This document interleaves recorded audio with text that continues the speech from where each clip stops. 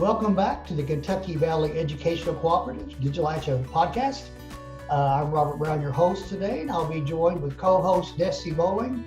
Digitalatia was developed to inspire creativity and enable educators to network in real time and share professional learning experiences that ensures equity, access, and all in our remote areas regardless of zip codes. Through KVEC's learning platform at theholler.org, a collection of free resources and online professional development tools are available to aid in virtual learning and teaching in non-traditional ways. And today we are very fortunate to have a special guest. We've had conversations with him before, and we want to welcome Dr. Doug Anthony, the Chief Consultant with Anthony Consulting Group. So good morning, Doug. We're so thankful that you could join us today. Thanks, Robert. Glad to be here. Thanks for having me. Well, let's just start off and tell us a little bit about yourself and the work that you've done in the leadership space with your consulting group. Tell us all about that first. Sure. So I've been in public education for over 28 years. I served as a teacher, central office, school development program facilitator, assistant principal, director of leadership development, human capital, interim chief of human resources at one point, and finally landed as an associate superintendent for Prince George's County Public Schools in Maryland. And I also served during that time as a project director for the WILD's Principal Pipeline Initiative. Of course, that gave me a lot of context around leadership development and placed me in different conversations to help. And then I struck out on my own and started the Anthony Consulting Group and have a great portfolio of clients, including the WILD's Foundation, and work with Policy Studies Associates in Washington, D.C. And I'm also honored to serve as a senior fellow for the Center of Educational Innovation and Improvement at the University of Maryland in College Park, College of Ed. So that's an impressive couple things going on. Yeah, you have a lot of things go on. So you mentioned Principal Pipeline, and that was our initial conversation that we've had. And in our conversations, you've done extensive work with that Principal Pipeline. So can you tell us why Principal Pipelines are so important and with the work that you're doing and for schools? Sure. Give you a little context around it. When I was in the district, the superintendent at the time had an interest in teacher development. It seemed like a lot of our focus was on teacher pipelines, but he had a particular interest in learning how do we build succession planning and professional development for our leaders and aspiring leaders in the district. And so he had a whole human capital strategy plan around leadership development and pipelines for leaders in particular. And so that was the impetus for my original focus on Principal Pipelines, which started about 10 years ago, Robert, actually, when I think about it. And so as part of that work, we were fortunate to receive a WILD's grant about a year after I had started in this position in human resources, charged with this work. And at the time, there was a focus on four areas, four components inside of Principal Pipeline work that we started to look at. One was job standards that clearly spell out what principals need to know and do, right? The second was strong pre-service training for future principals based on those standards, obviously. And then a third was careful procedures for how we hire highly qualified administrators. And then how do we match them to the right schools? And then the last component, if you will, was the opportunity for lots of job support and appropriate performance evaluation for principals, particularly for those who were new to the principalship. And so now the work continues to expand, and there's consideration of three other portions which we know are really important in terms of the pipeline itself, which is principal supervisors are really important in the principal pipeline, because we know that the importance of that particular role in the success of principals is critical. Also leader tracking systems. So like, how do we have an organization around the data that we collect on aspiring administrators and our administrators to help us know where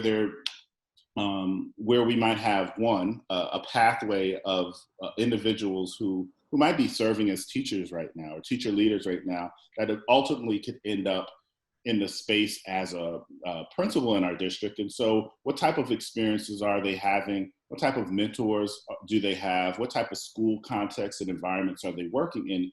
Gives us almost a profile of individuals in the system and how they might matriculate into becoming a principal. And so having some type of system, and we call it the leader tracking system in the wildest work that we've done, is one thing. And then of course, the last element is really looking at how do you sustain systems like that? How do you build capacity internally as an organization, as a school district? And then how do you sustain a principal pipeline over time?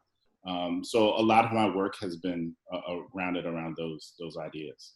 So you mentioned like the principal pipeline, looking at teachers that may be interested. So if I'm an exiting principal and I've been working with my leadership, what are those qualities you're going to look for in those teachers that may be a component of that pipeline that you would say, yeah, we need to target these folks? Yeah, that's a great question. So I think part of it is just understanding your overall community, right? So Prince George's County it has 130,000 students and over 200 schools. And so each school community had its own context. So one of the things that we did that was an impetus for some of this work on getting the right match, which I mentioned as component 2, is hearing from the community. And you could do that in a lot of ways. People have, community panels. One of the things that we did in my former work there was relative to actually meeting with the community and asking them to give us information about the qualities that they wanted in a leader, and actually develop a profile, school profile around the type of leadership, which goes back to your original question about, well, how do you identify those teachers then that may be coming through the pipeline? Part of it is still traditionally is just, exposure. And so making sure that those teacher leaders are taking opportunities in like central office functions. And so teacher leaders, for instance, if you have a nationally board, we did a lot of work with national board certified teachers. You have those teachers who are interested in work like that. We take it upon the principal to make that a key function of their job, is to identify leadership, to build that kind of coaching tree, if you will, of leaders in the district. But the other thing I think we did, Robert, that was I think really helpful is that we had sessions about leadership. We just had open forums about those who wanted to become leaderships. In fact, we had a session we would call "So You Think You Want to Be an Administrator?" Right?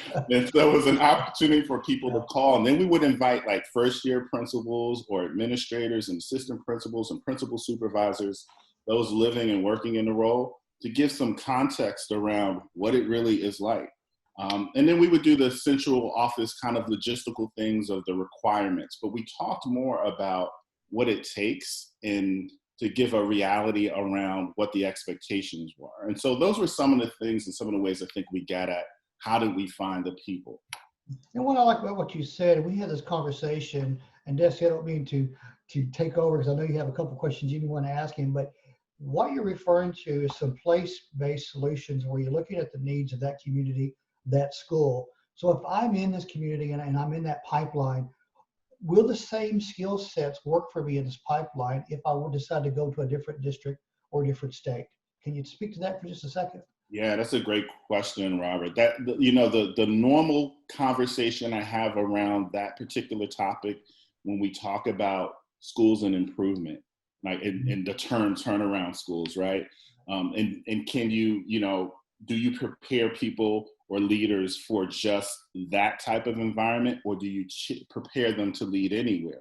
Now, I'm personally from the school of thought that you prepare them to lead anywhere, because all schools have a different context. They all have different needs, and there's always a need for rapid turnaround in terms of performance, right? We're never at a pinnacle, so I think you take strategies from that. I do understand, though, that there are particular things that you might want to consider differently. And so how you differentiate like the professional learning might include some of those nuances in thinking about, contextually where you place individuals. So I'm not sure if I answered your question because you made me think differently a little bit about it. So you want to restate it, or are you No, okay? I do think exactly the way you're thinking, and you just validated my thoughts. Whether so between the two of us, we're right. So if a person, I like that. well, yeah, I just said it. There So you go. between this, regardless of where you are, if you're place-based, look at the needs. Doing your, I'm setting Desi up, doing your research about where you may looking at the data, understanding the community, understanding your logistics and demographics of where you're going is important within this pipeline process, I would imagine. Mm-hmm. So, Desi, I'm sorry, I'll stop talking for just a second. Oh, well, I find all this fascinating, and so I'm glad you did, because I was trying to take notes here, but I am too. and pay attention to you as well. But so as Robert was talking about research, and for somebody like me, for our listeners who are out there, is there any research that that speaks to the principal pipeline that you can share, so that our listeners, if they're like me, they can hear this and go look at some of that research?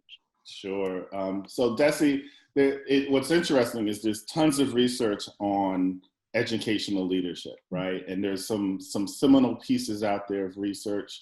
Think about Leithwood et al. You think about, different pieces that talk about fundamentally how important leadership is. And one of the kind of fundamental pieces to the work around pipelines is that the position is that second to teaching, leadership is the most important factor in actually improving student achievement, right? So we know this to be true in a lot of ways. But one piece of research that I think specific to principal pipelines is this book right here. It's a report out from the RAND study. It might not be the best view, but I'll send it to you. I'll give you the link and all that good stuff. But it's called Principal Pipelines, a feasible, affordable, and effective way for districts to improve schools. And it actually talks to and speaks about the work of the Wallace Principal Pipeline Initiative, the 6 districts, which Prince George's County is part of that.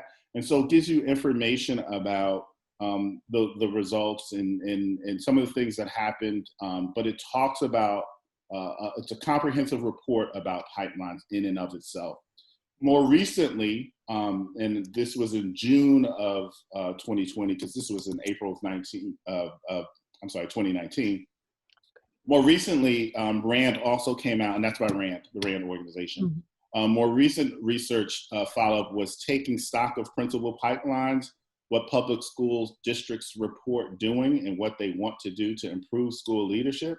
That's also by the RAND Corporation, and it gives a kind of a perspective about where are they now almost, and kind of what are some of the things that have been learned since and as a part of that earlier work.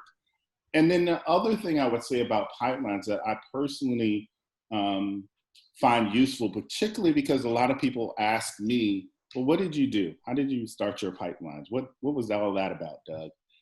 Was actually, there's a series of implementation studies by Policy Studies Associates, which talked about like each of the different facets, how the 6 districts in this initiative in particular approach certain aspects of the work, be it leader standards, hiring, evaluation, or what have you.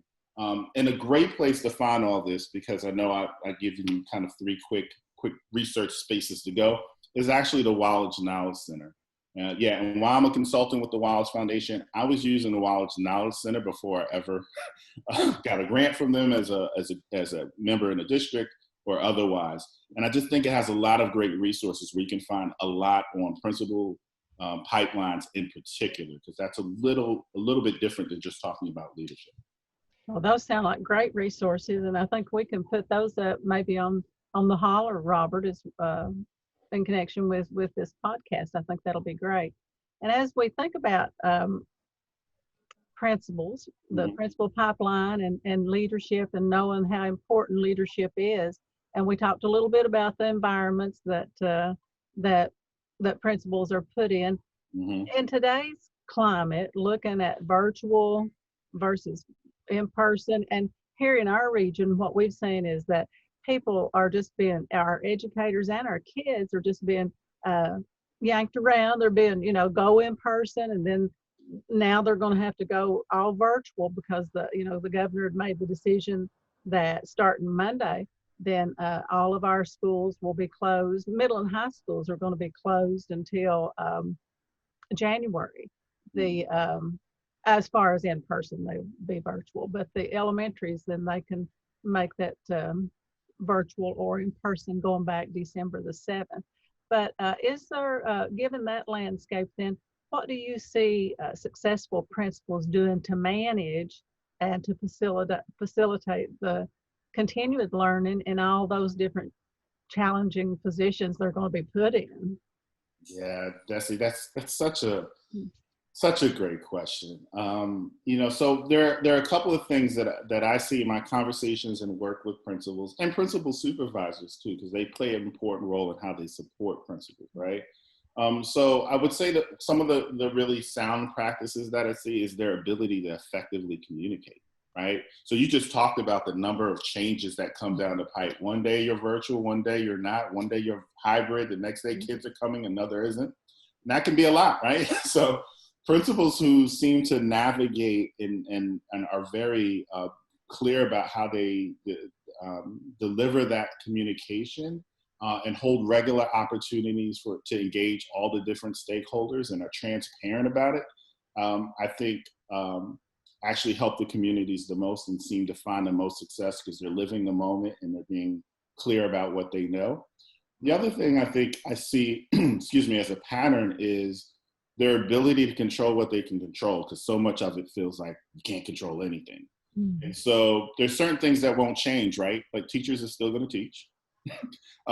Students will still show up, be it virtual or in person. And so principals need to lead in that space. And so they have to still be able to support and encourage and push and keep the main things, if you will.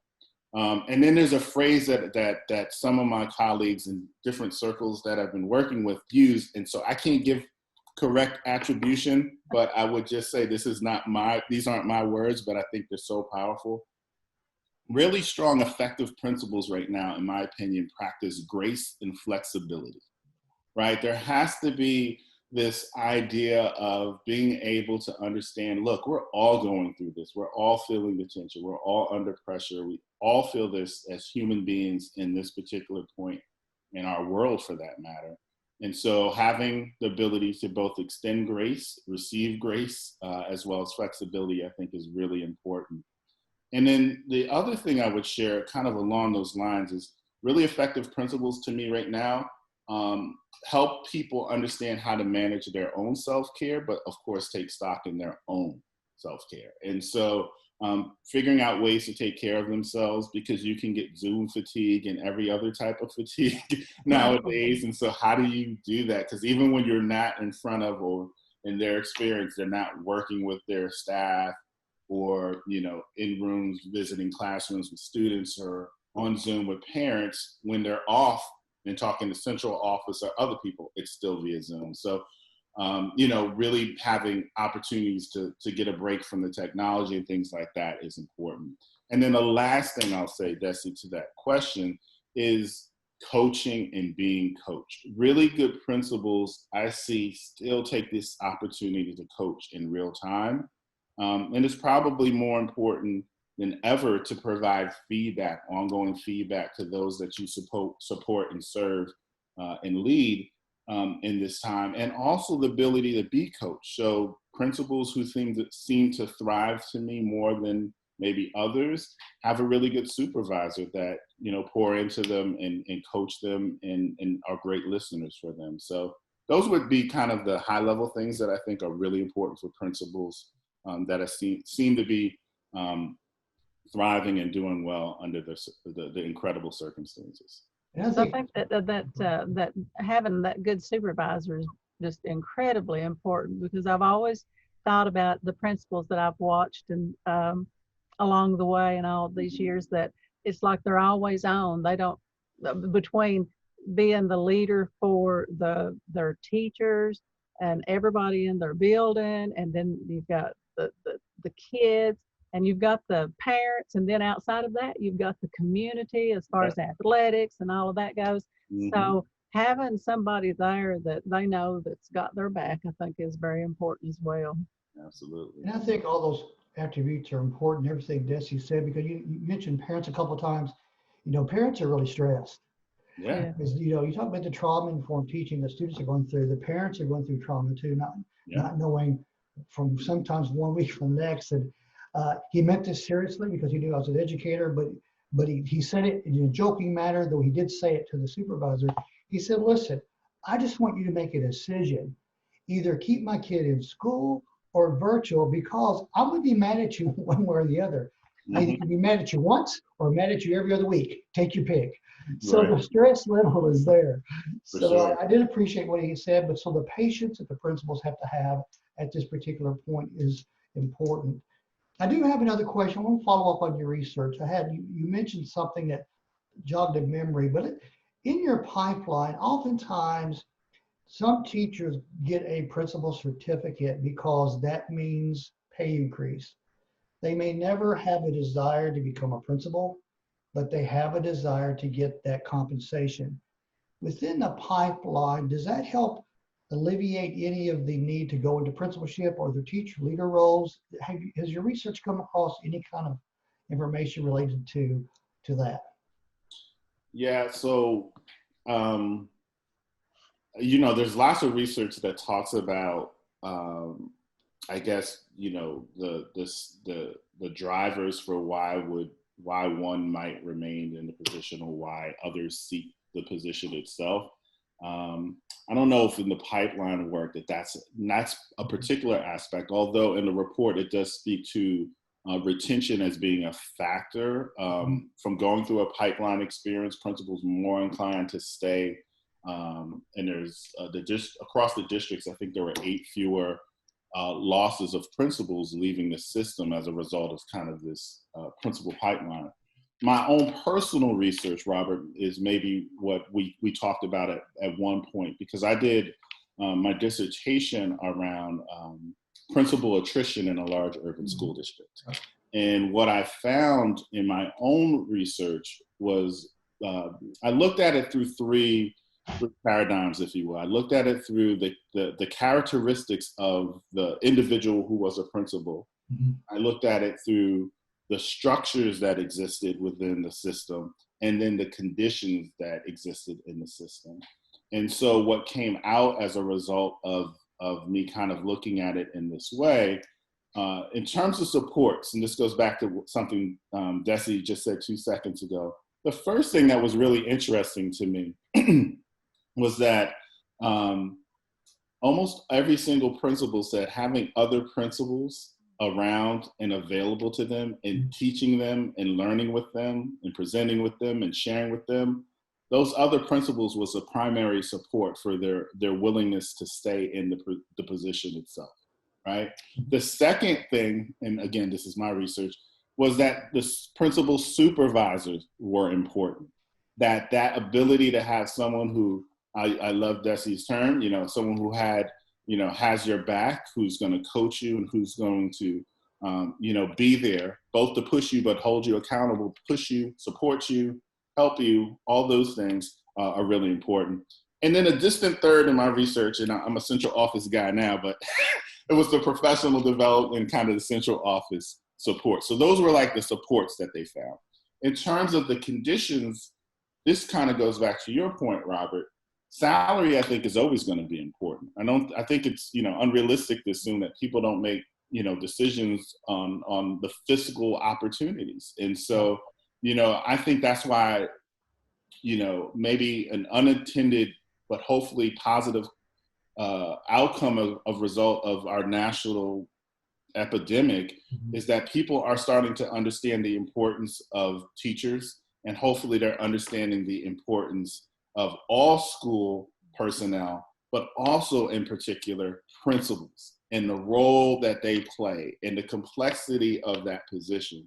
So hopefully this driver around salary has a national effect for both teachers, school employees, and of course principals. And of course I'm biased because I love principals and teachers, but the salary point is a big condition. So that's one thing. But if you were to put that aside, again, this is my research. the work-life balance is actually really important. And this, I did this research a while ago, but it seems very applicable today, right? So, having work-life balance, because principals get consumed in their context. Desi just outlined everything that principals are in the midst of doing. And on top of that, now we go home, right? Or if you're at home right now, you're home in that environment. So you still have your own kids, you still have your spouse and others that you care for, right? So that balance is probably even harder now. And then the last kind of factor that I found in my research was the opportunities for advancement, which is really important. That the people want to see themselves in the organization down the road. And if they don't see a way down the road in the organization, that could create instability in your ability to retain them. And so those were some of the things that my research found. That's important, because these all attribute to the school culture and the importance of having the culture and supports in place to keep principals in their jobs, especially now. And I think about what folks are going through, and if I'm in the principal pipeline, I'm like, well, I don't know, maybe I'm having second thoughts. Now we are going to get through this and things will go through, but it's a hard road to hoe right now. So and their job is so important. So in thinking about the culture, everything we've talked about, do you have any closing thoughts or things about the pipeline you'd like to really stress or bring up before we end today's podcast? Yeah, I guess I want to kind of respond to your comment right there, because you said culture, and I think school culture is really important, and I didn't really impress upon this maybe in an explicit way. So maybe I'll share that as either closing remarks, or at least that's good. Well, at least close to closing remarks. Yeah. As many as you need. Okay, great. So I would say there's a couple of things about school culture that also helps people helps a principal consider remaining in that position. And I imagine this holds true even now. One would be, every great principal loves a great, supportive, hardworking, caring, competent, and all about kids staff. Right? So the quality of the staff is really important. If you have a great team, you feel like you can accomplish anything. I was a principal, and I had a tremendous team, and we felt like we could do anything because we were in it together, and we were all kind of like-minded in that way. I think this also speaks to that parent community, the business and partnership community that exists. My school was located, when I was a principal, my school was located near a landfill, right? So it didn't necessarily, might not seem like the most desirable neighborhood, right?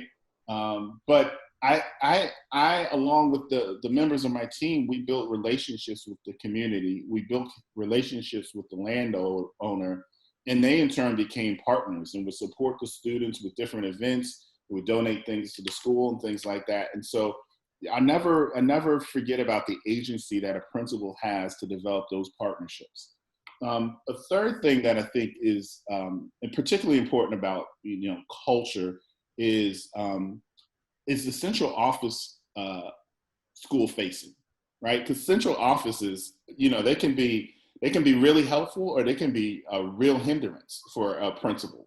And I know when I left the principalship to become one of them in central office, I took that with me. I took that very seriously, that I wasn't going to be that guy that, asks for a million things, but is unwilling to provide an equal level of support, or figure out ways to not have to ask for so many things when we could do it in central office. So I think that's important. And that also speaks to the importance of that excellent principal supervisor, which we've all talked about already.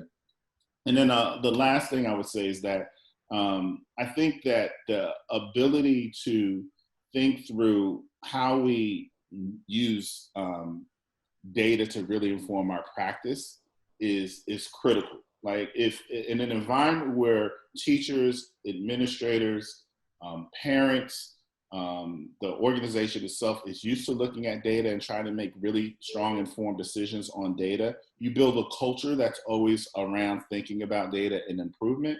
And that's a life skill. If you're always thinking about continuous improvement, that's a life skill that every individual in the organization or the ecosystem will carry forward. So I think those are kind of the things for me that I think if we're talking about culture that keeps principals in place would be important. I think the comment you said about the principal having that supportive staff, and often the staff will look to that principal to see, are they walking the talk? And once that happens, you start developing that support. And so I see that as a great culture piece as well. Desi, any final thoughts or questions for Doug?